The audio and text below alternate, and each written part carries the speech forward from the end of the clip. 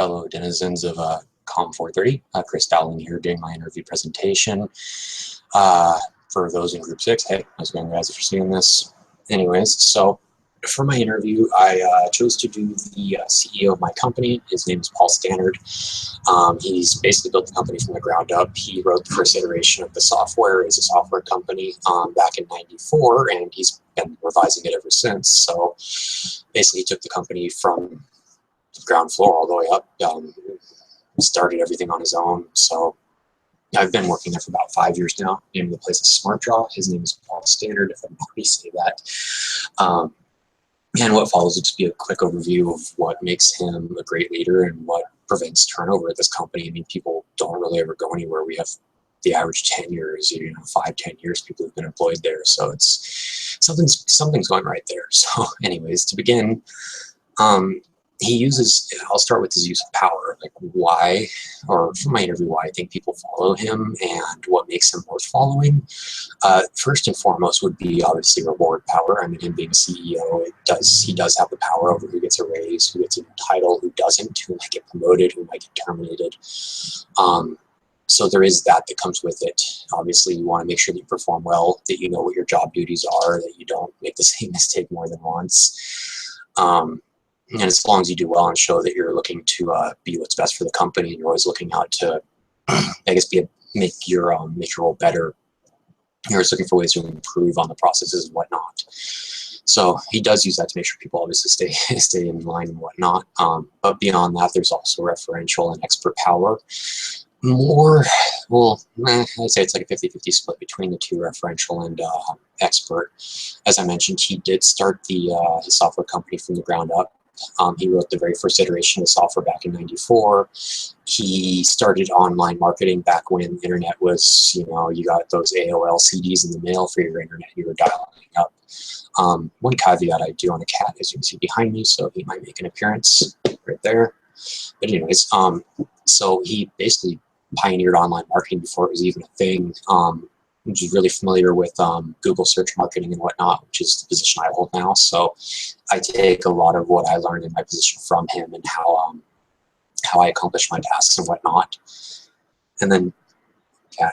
But anyways, he still writes revisions to the software, new code, new everything. So he still knows what he's doing. This cat. Go. Okay, sorry about that. So he definitely knows what he's doing. He's been doing it for quite some time. And then more on the referential side too is he didn't really come from means, I guess you could say. He wasn't born into wealth or anything like that. I mean, granted, he's a millionaire now, lives in a mansion, and drives a brand new BMW i8, which is a really weird looking car, but really cool anyways. He's 60 now, so in his 40s or late 30s, early 40s, he was just getting started with this. So this is kind of, I guess you could say, like a relatively new thing for him in his life.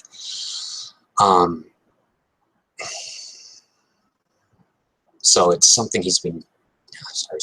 Okay, anyway, so it's something that I guess it makes him more worthwhile following, because it's kind of that rags to riches story, I guess you could say. Being, I wouldn't say like at the bottom, he was a dirt poor or anything like that, but being able to actually keep that motivation and keep himself moving. But beyond that, also, once the company started, it's been around for 20 years. There's been some economic depressions and whatnot during that, upturns, downturns. And throughout that, he's kept the company stable. He's kept people happy, kept morale high. So, I mean, that's got to lend some credence towards being referential in a way. So, definitely a perk. It really isn't much in the way of like negative power uses. He tries to shy away from coercive power and being punitive unless it's absolutely necessary. But beyond that, more to like how his style of management, I wouldn't say laissez-faire.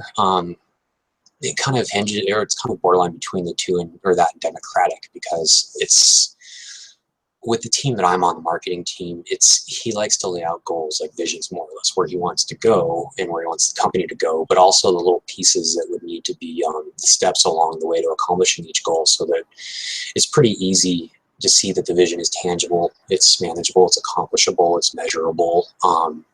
So that definitely helps out with making it worthwhile to follow. But also, when I say laissez-faire, I'm sorry, he really does like to take, or democratic, he really likes to take input from the team members on what it is they'd like to see and where they would also like to see the company go for, that would be in the best interest of everybody. And the with the visionary aspect of that, it makes it much easier for, crap, fuck, start that over again.